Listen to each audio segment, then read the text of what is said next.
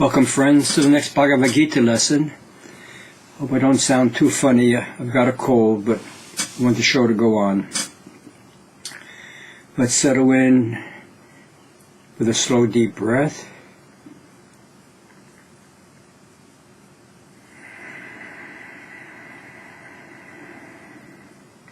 Hari Om Tat Sat. Om Shanti. This is episode number 175, entitled Somebody Dropped the Ball. And we're now on the fourth chapter, and we'll start from the second verse. I'll read it to you. This is Krishna talking to Arjuna. There was a time when knowledge of the reality was transmitted from teacher to disciple, creating a lineage of royal sages.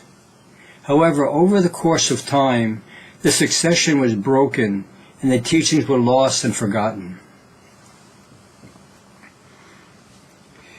It may be hard to imagine, but Sri Krishna says here that there was a time, a long, long time ago, when the leaders were, he calls them royal sages, or enlightened beings.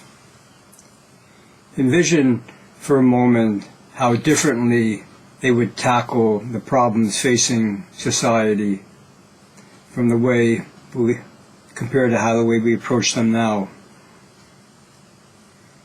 With this supreme wisdom, they would literally be able to see 7 generations down the road before taking a course of action. If the leaders of society possessed this knowledge, they could pass it down to the rest of us, trickle down spirituality.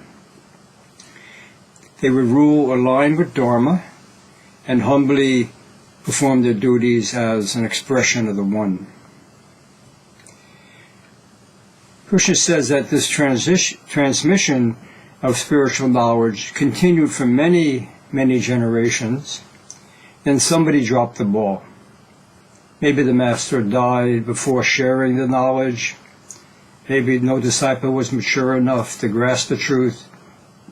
Whatever the cause, the reality, the experience of the reality was lost, leaving just an intellectual concept of it.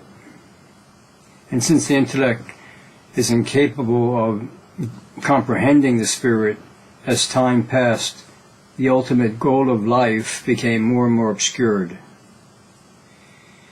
After periods of darkness, someone will be born with a destiny to rekindle the light of knowledge. At the time of the Bhagavad Gita, it was one of those dark periods for humanity. It was Krishna's destiny to illuminate the way for those of us who had suffered enough and those who now have the ears to hear and the eyes to see. For our reflection, we've been given this human birth and an aspiration for spiritual understanding. It starts by hearing the teachings that all this is pure consciousness. Then we use our minds to imagine ourselves as that eternal, all-pervading consciousness.